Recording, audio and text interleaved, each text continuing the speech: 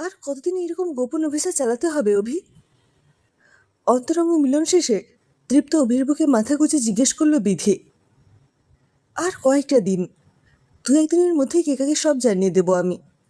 খুব স্বাভাবিকভাবেই বাড়ি ছেড়ে চলে যাবে ও, আর তখন তুমি আমার ফ্ল্যাটেই চলে আসতে পারবে। আমার বন্ধু আছে লয়ার, ডিভোর্স পেতে দেরি হবে না। তবে যাই বলো, বউটা তোমার খুব বোকা। পুরো 1 বছর হয়ে গেল আমাদের সম্পর্ক, অথচ এখনো পর্যন্ত কিছু বুঝতেই পারলো না। বুঝবে কি করে? সংসারে মন থাকলে তবে না বুঝবে। সারাক্ষণ শুধু সাজগোজ, পার্টি, বন্ধু বান্ধব এইসব নিয়েই তো ব্যস্ত। আমিও ইচ্ছে করে বেশি কিছু বলি না, বুঝলে। অন্যদিকে ব্যস্ত থাকলে আমাকে নিয়ে কম ভাববে, আর যত কম ভাববে তত আমি তোমাকে বেশি সময় দিতে পারবো। অভি ঠোঁটে ক্রূর হাসি। দুষ্টু একটা, বলে অভি ঠোঁটে হালকা একটা কামড় বসায় বিধি। 3 বছর আগে প্রেম করে বিয়ে করেছিল অভি আর কেকা, কিন্তু 2 বছর যেতে না যেতেই বিধির প্রেমে পড়ল অভি। সেই প্রেম বিছানায় যেতে বেশি সময় লাগলো না। পরকীয়ের মতো অভির কাছে সরল সাদাসিধে কেকা যেন বড় বেশি বিরক্তিকর মনে হতে লাগলো ধীরে ধীরে। অথচ একসময় সরলতায় মুগ্ধ হয়ে কেকার প্রেমে পড়েছিল সে। অভি, আমার না একটা কথা বলার আছে তোমাকে। 2-1 দিন পর রাতে অভি বাড়ি ফিরতে বলল কেকা। আমারও তোমাকে কিছু বলার আছে কেকা, জানালো অভি। আমি আগে বলিনি? হাসি মুখে জিজ্ঞেস করলো কেকা। না, আমি আগে। তুমি আর কি বলবে? ওই তো তোমার বন্ধুদের খবর, নয়তো আবার কোনো লটারির টিকিট কেটেছ। তার ছেলে শুধু বলে অভি। কেকার এই রোজ লটারির টিকিট কাটার ব্যাপারটা অভির কাছে যে কি বিরক্তিকর। কয়েকদিন হলো এই এক নেশা ধরেছে কেকাকে। আজকালকার কোনো মেয়ে যে এরকম বোকা বোকা কাজ কি করে করতে পারে সেটা তার মাথায় কিছুতেই ঢোকে না। যাই হোক, এইবার সে এসব কিছু থেকে মুক্তি পেয়ে যাবে। অভির কথা শুনে মুখের হাসি মিলিয়ে যায় কেকার। ঠিক আছে, তুমি আগে বলো। আমি তোমার থেকে ডিভোর্স চাই কেকা। অভির কথা শুনে যেন আকাশ থেকে পড়ে কেকা। এ কি বলছে অভি? মাত্র 3 বছর হলো তাদের বিয়ে হয়েছে। আজ কয়েকদিন ধরেই বাচ্চা নেওয়ার কথা ভাবছিল কেকা। তার মধ্যেই অভির এইরকম কথা শুনে বুকের মধ্যেটা হাহাকার করে উঠল তার। এ তুমি কি বলছো অভি? কোনো মতো নিজেকে সামনে জিজ্ঞেস করলো কেকা। হ্যাঁ কেকা, তোমার সঙ্গে থাকতে চাই না আমি। না অভি, এটা কি করে হতে পারে? আমি যে তোমাকে ছাড়া বাঁচতে পারবো না অভি। আমি কোথায় যাব? কি করবো তোমাকে ছাড়া? কান্নায় ভেঙে পড়ে কেকা। আমি অন্য একজনকে ভালোবাসি, তার সঙ্গেই থাকতে চাই। কোনো মতে দেওয়াল ধরে নিজের পড়ে যাওয়া আটকালো কেকা। নিজের কানকে বিশ্বাস করতে পারছে না সে। একসাথে থাকার জন্য যে বন্ধুত্ব, যে ভালোবাসা দরকার হয়, তার কোনো কিছুই আমাদের মধ্যে আর নেই। আমি চাই তুমি কোনো ঝামেলা না করে মিউচুয়াল ডিভোর্সে রাজি হয়ে যাও, কঠিন গলায় বলল অভি। কিছু না বলে সেখান থেকে সরে আসে কেকা। তারপর ব্যালকনিতে এসে আবার কান্নায় ভেঙে পড়ে। কত স্বপ্ন দেখেছিল সে আজ সকাল থেকে। সে, অভি, আর তাদের ছোট্ট ফুটফুটে একটা বাচ্চা। ছোটখাটো স্বপ্ন পূরণ, সব কিছু তো অধরা থেকে গেল। 2-3 দিন পর মিউচুয়াল ডিভোর্স দিতে রাজি হয়ে গেল কেকা।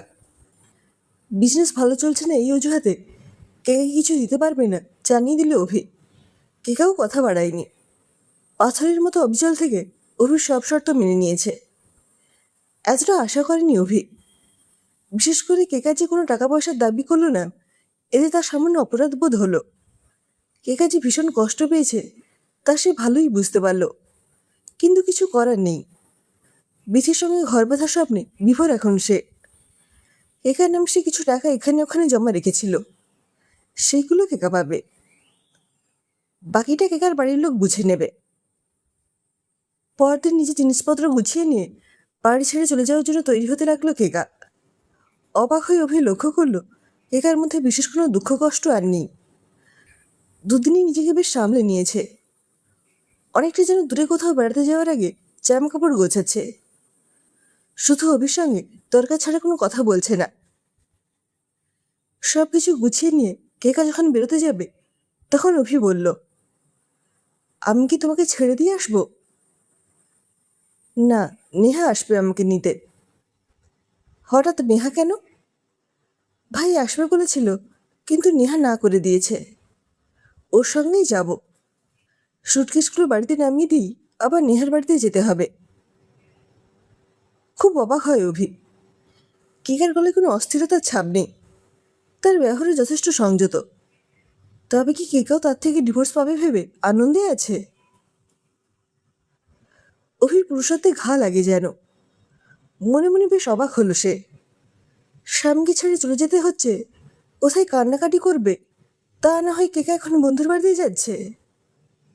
এখন নেহার বাড়ি? কৌতূহল চাপতে না পেরে জিজ্ঞেস করে অভি। হ্যাঁ, আজ রাতে ওখানে পার্টি আছে আমার তরফ থেকে। এখন গিয়ে সেই সবের আয়োজন করতে হবে। যার পর নাই অবাক হয় অভি। ডিভোর্সের জন্য পার্টি দিচ্ছ? কৌতূহল চাপতে না পেরে জিজ্ঞেস করে সে। আরে না না, আমার লটারি জেতার খুশিতে। মুখটা হঠাৎ খুশিতে ঝলমল করে ওঠে কেকার। মানে? ও মা, আমি যে 2 কোটি টাকার লটারি জিতেছি, জানো না তুমি? অবশ্য তুমি জানবেই বা কী করে? সেদিন তো কথাটা শুনতেই চাইলে না তুমি। তারপর তো আর বলার মতো অবস্থা ছিল না। কি বলছো? তুমি লটারি পেয়েছো, তাও আবার 2 কোটি টাকা? এত অবাক অভি জীবনে কোনোদিন হয়নি। হ্যাঁ অভি, আমি যে কি খুশি কি বলবো।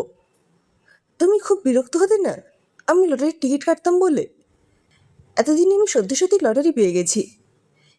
এইবার আমি সেই সব কিছু করব যা করার স্বপ্ন এতদিন দেখেছি আমি। তোমাকে বলতাম না আমি নিজের বিজনেস শুরু করতে চাই, এবার সেটাও করব। এমনকি আমি আমার কাজকর্ম শুরুও করে দিয়েছি।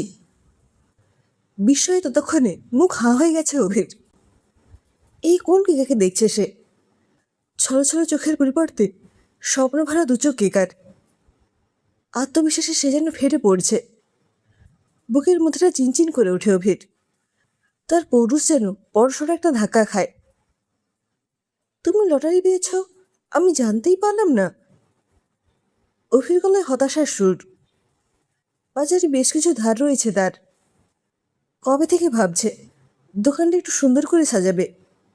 আশেপাশে ঝাঁ চকচকে দোকানগুলোর পাশে তার দোকানটা কেমন যেন পুরনো ভাঙাচোরা মনে হয়।